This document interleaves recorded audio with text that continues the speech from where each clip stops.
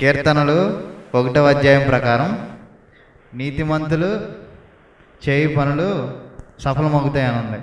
మరి ఇక్కడ చూసుకుంటే ప్రస్తుత కాలంలో చూసుకుంటే అవిశ్వాసులు ఎక్కువగా అభివృద్ధి పొందుతున్నారు నీతిమంతుల కన్నా.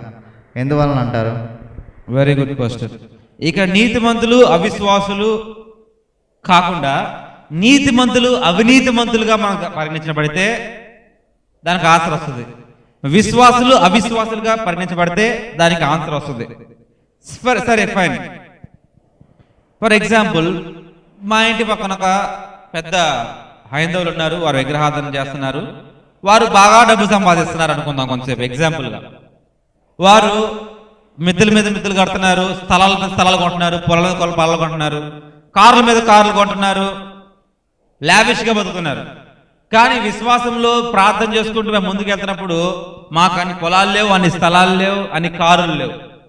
మరి ఏ రీతిగా చూసుకుంటే వారు విగ్రహారం చేసినా అభివృద్ధి పొందుతున్నారు, విగ్రహారం చేయకపోయినా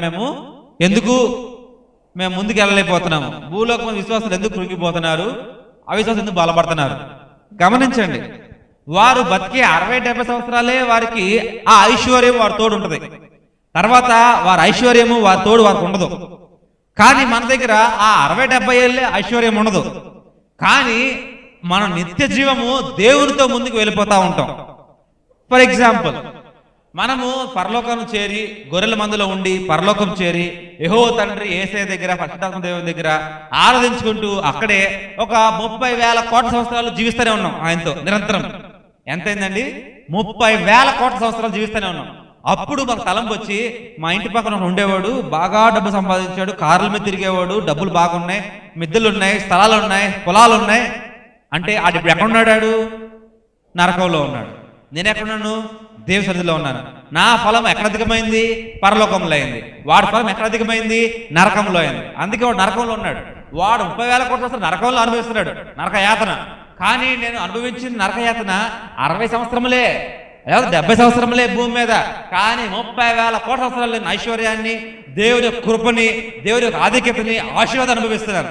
మరి ఇద్దరితో పోల్చుకుంటే ఎవరు ఆశీర్వదించబడిన వారు? వారు ఆ పొలాలు కొనుక్కొని కార్లు తిరిగినోడా, ఏం లేకుండా ప్రార్థన చేసుకుని దేవునితో వెళ్ళినోడా? చూసుకుంటే ప్రార్థన చేసుకుని దేవునితో వెళ్ళినోడే. అందుకనే ఆ ఐశ్వర్యంతో ఆ జీవితంతో పోల్చుకుంటే ఇది ఏమీ లేదు. Okay brother? Okay brother, thank you.